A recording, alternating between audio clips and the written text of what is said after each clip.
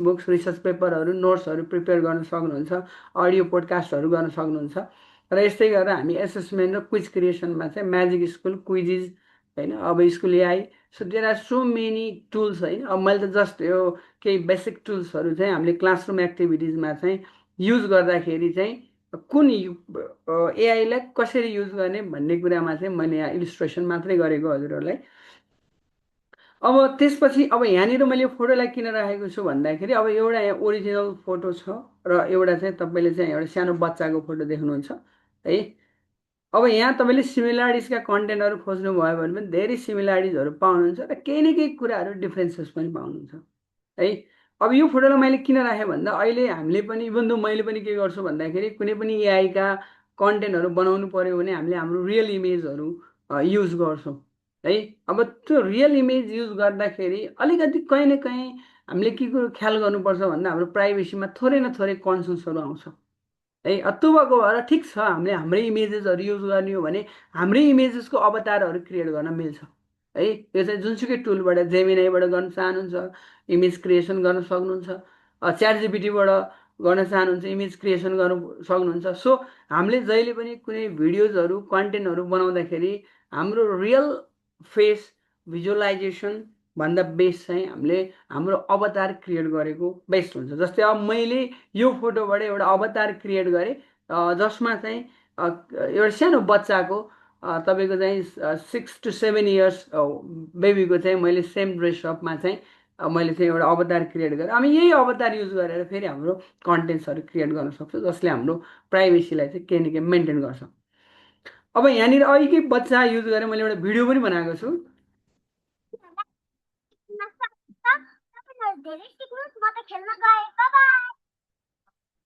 अब जस्तै यही भिडियो पनि मैले अगाडिकै कन्टेन्ट जुन अब मेरो स्मल क्याप्चर अवतारलाई प्रयोग गरेर चाहिँ भिडियो बनाएको छु होइन। त्यो भइसकेपछि कस्तो हुन्छ भन्दा अलिकति प्राइभेसीका कुराहरू हाम्रोमा आउँछ। सो हामीले चाहिँ अवतारहरू क्रिएट गर्नुपर्छ। त्यो अवतार हामीलाई त्यति धेरै डिफिकल्टिज हुँदैन, हामी एआईबाटै गर्न सक्छौँ। सो मल्टिपल टाइम्स फोटो दिनुभन्दा बरु एकचोटि एउटा फोटो दिने, त्यसपछि अवतार क्रिएट गर्ने, रेगुलर त्यही अवतार्सहरूलाई चाहिँ हामीले प्रयोग गर्न सक्छौँ। अब अर्को भनेको अघि सेम फोटोको अवतार भयो। अब हामी डिफ्रेन्ट प्रोफेसनल फोटोको अवतार पनि क्रिएट गर्न सक्छौँ है, जसमा यही फेसलाई मैले चाहिँ प्रोफेसनल लुक स्टाइलमा चाहिँ व्हाइट कोट, व्हाइट सर्ट होइन, अनि त्यहाँबाट चाहिँ तपाईँको साइड हेयर स्टाइलमा चाहिँ मैले प्रम्प्ट दिएको थिएँ। त्यो प्रम्प्टको आधारमा हामीले चाहिँ यो खालको एकदमै भलाद्मी टाइपको अवतार पनि क्रिएट गर्न सक्छौँ। त्यो चाहिँ हाम्रो प्रम्प्टमा चाहिँ कस्तो दिन्छ त्यो अनुसारले चाहिँ हामीले फोकस गर्न सक्छौँ। अब नर्मली मैले अहिले देखाएका कुराहरू जुन फोटो क्रिएसन गरेछु होइन, अनि त्यसपछि भिडियो क्रिएसन गरेको छु, मैले चाहिँ यो रिफरेन्सको रूपमा चाहिँ दुईवटा टुल्सलाई लिएको छु। फोटो क्रिएसनको लागि चाहिँ गुगलको जेमिनाई प्रयोग गरेको छु भने अर्को चाहिँ भिडियो क्रिएसनको लागि चाहिँ मैले फ्लो युज गरेको छु गुगलको। यो पनि एउटा गुगलको प्रोडक्ट हो। यो दुईवटा गुगलको प्रोडक्टबाट चाहिँ मैले हजुरहरूलाई चाहिँ अहिलेसम्मको अवतार क्रिएसन र भिडियो क्रिएसनको सोअप गरेको छु। अब यसपछि अलि अगाडि लगभग मलाई लाग्छ 4-5 महिना अगाडि चाहिँ फेसबुकमा एउटा ट्रोल आएको थियो जसमा चाहिँ अब हामीले चाहिँ विद्यालयको नाम, मोटो, अनि त्यसपछि नेम प्लेट लगायतका तपाईँको चाहिँ अब आउटफिटमा स्कुल ड्रेस अथवा कोट होइन, ती कन्टेन्टहरू राखेर चाहिँ हामीले फोटो बनाउन सक्छौँ होइन। यो पनि हामी सिम्पल छ, केही न केही प्रम्प्टहरू दियौँ भने अहिले हामीलाई त्यति धेरै डिजाइनिङ टुलको प्रयोग गर्नु पर्दैन। हामी चाहिँ एआईको युज गरेर भेरी सर्ट टाइममा चाहिँ very big and good task गर्न सक्छौँ है। सो यसरी पनि एउटा जेमिनाईबाट छ, एउटा च्याट जिपिटी छ। अब कसैले जेमिनाई बेस्ट, कसैले च्याट जिपिटी बेस्ट भन्छु। मलाई लाग्छ यो दुईटामा कुन बेस्ट भन्ने कुरो that depends on your works है। अब तपाईँले काम गर्दा कुनमा सजिलो मान्नुहुन्छ त्यो नै बेस्ट हुन्छ है।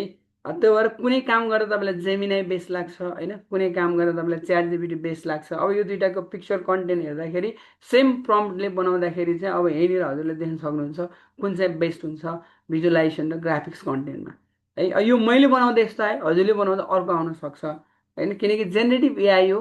जेनेरेटिभ एआईले के गर्छ भन्दाखेरि सकभर ट्युनिङ र प्रम्प्टमा चाहिँ हाम्रो फोकस गऱ्यौँ भने हामी बेस्ट दिन सक्छौँ। अब जेनेरेटिभ एआईमा हामी के गर्न सक्छौँ भन्ने कुराहरू है, अगाडि पनि हाम्रो यो कुरा भइसकेको छ। सो अगाडिमा चाहिँ मैले केही कुराहरू छुट्याएको छु होइन। जस्तै गीत लेख्नु पऱ्यो भने होइन, अब गीत लेख्नु पऱ्यो भने फेरि हामी कपिराइट सङ्ग्सहरू एआईबाट क्रिएट गरेर हाम्रो क्रिएटिभिटीलाई किल गर्ने कुरा चाहिँ हुँदैन है। सो नर्मल्ली हाम्रो टिचिङ कन्टेन्टलाई, हाम्रो ओरिजिनालिटी कन्टेन्टलाई चाहिँ अलिकति तपाईँको चाहिँ फ्लुएन्सी दिनको लागि, अलिकति चाहिँ क्लिन कन्सेप्ट दिनको लागि, अलिकति पोलिस गर्नको लागि चाहिँ हामी एआईको प्रयोग गर्ने हो है। सो अब ग्रामरहरू चेक गर्नु पऱ्यो भने, स्पेलिङहरू चेक गर्नु पऱ्यो भने हामी एआईको प्रयोग गर्न सक्छौँ होइन। इभन दो तपाईँको चाहिँ इङ्ग्लिसको कोड टिचर नभए पनि अन्य टिचरले पनि हामी ग्रामेटिकल विदाउट एनी एरर होइन, we can post the different kinds of post है। किनकि हामी यो टिचर भनेको एकदम सेन्सिटिभ जब हो, जसमा चाहिँ अलिकति सानो स्पेलिङ मिस्टेकले पनि they don't think that we are another subject teacher होइन। They always think that they are teacher, they must do a correct content, they must post a correct content. अब त्यो भएको भएर हामी चाहिँ एआई टुल्स युज गरेर यी सबै कुराहरू बनाउन सक्छौँ।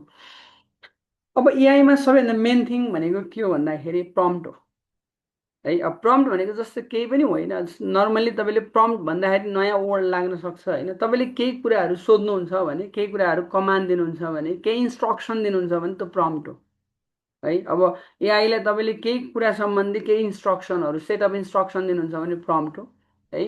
सो प्रम्प्टलाई हामी क्वेसन मान्न सक्छौँ, इन्स्ट्रक्सन मान्न सक्छौँ, कमान्ड मान्न सक्छौँ है। जुन कमान्डले चाहिँ के गर्छ, एआईले चाहिँ तपाईँको रेस्पोन्सलाई जेनेरेट गर्छ। अब एउटा मेन कुरो के थाहा हुनुपर्छ भन्दाखेरि, गुड प्रम्प्ट दिँदाखेरि तपाईँको गुड रिजल्ट आउँछ।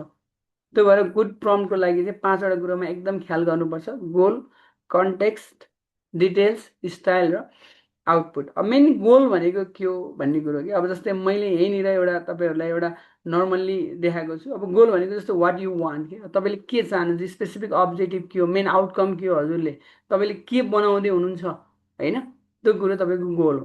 त्यसपछि हामी कन्टेक्स्टमा जान्छौँ होइन। अब कन्टेक्स्टमा के को लागि बनाउँदै हुनुहुन्छ हजुरले होइन, त्यो कुरो चाहिँ तपाईँको कन्टेक्स्टमा आउँछ। अब डिटेल्समा जाँदाखेरि फेरि स्पेसिफिक इलिमेन्ट्सहरू, अब कस्ता कस्ता किवर्ड्सहरू राख्ने होइन, ती कुराहरू चाहिँ तपाईँको डिटेल्समा अझै मोर चाहिँ तपाईँको स्पेसिफिक इलिमेन्ट्सहरूलाई चाहिँ इन्सर्सन गर्नु पऱ्यो भने हामी डिटेल्स दिन सक्छौँ। र स्टाइलमा चाहिँ कस्तो खालको बनाउने होइन, टोन कस्तो बनाउने, भोइस कस्तो बनाउने होइन, त्यसपछि तपाईँको डिजाइन कस्तो बनाउने, प्रोफेसनल बनाउने कि कस्तो बनाउने होइन, त्यो किसिमको चाहिँ हामी स्टाइललाई फोकस गर्नुपर्छ। र मस्टली चाहिँ तपाईँको आउटपुट कस्तो चाहिएको तपाईँलाई है। अब जस्तो आउटपुट तपाईँलाई इन्फोग्राफिक्समा चाहिएको हो कि होइन, लोगोमा चाहिएको हो कि, तपाईँको सिएसभी फाइलमा चाहिएको हो कि, एक्सलमा चाहिएको हो कि, पिडिएफमा चाहिएको हो कि, त्यो कुरो चाहिँ हामीलाई चाहिँ ख्याल गर्नुपर्छ। यति कुराहरूलाई फोकस गऱ्यौँ भने नर्मल्ली चाहिँ हामी के गर्न सक्छौँ, हामी चाहिँ गुड प्रम्प्टबाट चाहिँ कुनै पनि आउटपुटहरू जेनेरेट गर्न सक्छौँ। अब जस्तै यहाँनिर मैले एउटा सानो इक्जाम्पल दिएछु, create a YouTube thumbnail for grade 12 computer science in SDLC phases, context आयो।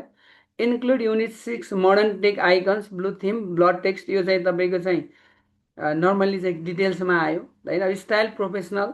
अब आउटपुटमा चाहिँ मैले 16:9 थम्बनेल भनेर दिएँ र आउटपुट चाहिँ के आयो त, नर्मल्ली चाहिँ यो किसिमको आउटपुटहरू डिजाइन गर्न सकिन्छ। यो 5वटा कुराहरूलाई हामीले एकदमै फोकस गऱ्यौँ भने तपाईँले खोजे जस्तै कन्टेन्टहरू पाउनुहुन्छ। र अब एआईमा यो 2टा कन्टेन्ट चाहिँ कहिले पनि नभुल्नु होला है। गुड प्रम्प्ट्स गाइड एआई है। तपाईँले गुड प्रम्प्ट्स दिनुभयो भने एआईलाई गाइड गर्नुहुन्छ र एआईले तपाईँले खोजे जस्तो उत्तर दिन्छ भने ब्याड प्रम्प्ट्सले के गर्छ, तपाईँको कन्फ्युज एआई के। अब एआई नै कन्फ्युज भयो भने तपाईँले कस्तो उत्तर दिने है। अब जस्तै यहाँनिर मैले ब्याड प्रम्प्टलाई पुवर प्रम्प्ट पनि भन्ने गर्छु। सो ब्याड प्रम्प्ट र गुड प्रम्प्टको मैले सानो इक्जाम्पल दिन्छु। जस्तै अब तपाईँलाई चाहिँ कम्पोनेन्ट्स अफ कम्प्युटर चाहिएछ, जस्तै टेल मी अबाउट कम्प्युटर भन्यो भने उसले चाहिँ के दिन्छ भन्दाखेरि कम्प्युटरको डेफिनेसन्सहरू दिन्छ नर्मल होइन। अब हामीलाई चाहिएको चाहिँ तपाईँको चाहिँ कम्पोनेन्ट्स अफ कम्प्युटर सिस्टम हो होइन।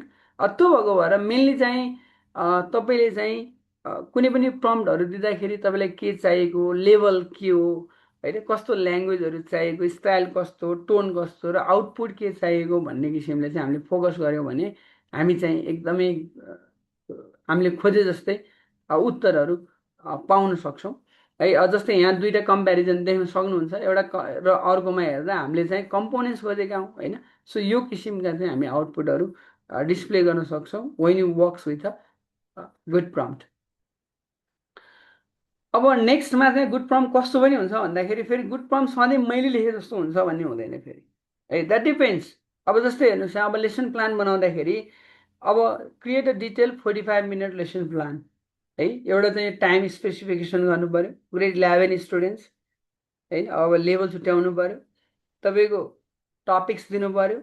अब अब्जेक्टिभ अब के चाहियो त नि फेरि त्यसमा एउटा अब्जेक्टिभ चाहियो, एक्जाम्पल चाहियो, एसेसमेन्ट र होमवर्क, यो 4वटा टुल्सलाई चाहिँ तपाईँले मस्टली के गर्नुभएको छ, फोकस गर्नुभएको छ भने अब यहीँनिर हेर्नुहोस् फेरि त्यही क्वेसनमा पनि सेकेन्डरी लेभल भन्ने लेभललाई चाहिँ डिफ्रेन्सिएट गरेको छ होइन। अब ग्रुप डिस्कसन, क्लासरुम एक्टिभिटिज र क्विज क्वेसन छ। सो अब यहाँनिर के छ भन्दाखेरि तपाईँको फर्मेट फरक छ कि। सो हामीलाई कस्तो खालको कन्टेन्ट चाहिएको पहिलो कुरो हामीलाई एकदमै क्लियर हुनुपर्छ।